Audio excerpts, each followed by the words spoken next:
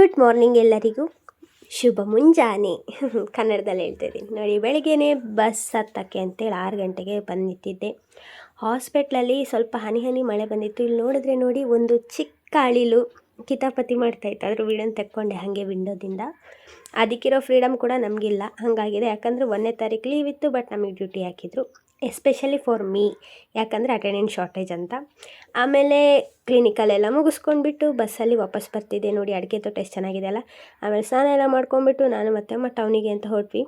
ಅಜ್ಜಿ ಮನೆಗೆ ಬಂದು ನೋಡಿದ್ರೆ ನನ್ನ ತಮ್ಮ ವಾಲಿಬಾಲ್ ಪ್ಲೇಯರ್, ಅವನು ಸಾಕ್ಸ್ ಹಾಕ್ಕೊಳ್ತಿದ್ದ, ಶೂ ಎಲ್ಲ ಹಾಕ್ಕೊಂಡು ಪ್ರಾಕ್ಟೀಸಿಗೆ ಅಂತ ಹೊರಡ್ತಾ ಇದ್ನ. ಆವಾಗ ಹಾಗೆ ತೆಗ್ದಿದ್ದೀನಿ ನೋಡಿ ವೀಡಿಯೋ. ಅವನು ಥೋ ಅಂತಿದ್ದ ಪಾಪ. ಅವನು ಯಾವಾಗಲೂ ಅಷ್ಟೇ ನನ್ನ ಫೇವ್ರೇಟ್, ಯಾಕಂದರೆ ನಾವಿಬ್ಬರು ಒಟ್ಟಿಗೆ ಅಂಗನವಾಡಿಗೆಲ್ಲ ಹೋಗಿ ಓದ್ತಾ ಇದ್ವಿ. ಸೊ ಹಾಗಾಗಿ ನನ್ನ ತಮ್ಮನ ಕೀಟ್ಲೆ ಮಾಡೋದು ತುಂಬ ಇಷ್ಟ. ಇವತ್ತು ಸ್ಪೆಷಲ್ ಏನು ಗೊತ್ತಾ, ಮಾವಿನ ಹಣ್ಣಿನ ಸಾರು. ಸೊ ಈ ಮೆನ್ಯುಲಾಗಿ ಇಲ್ಲಿಗೆ ಮುಗಿತಾ ಇದೆ. ಬಾಯ್ ಬಾಯ್, ನಾಳೆ ಸಿಗೋಣ ಅಷ್ಟೇ.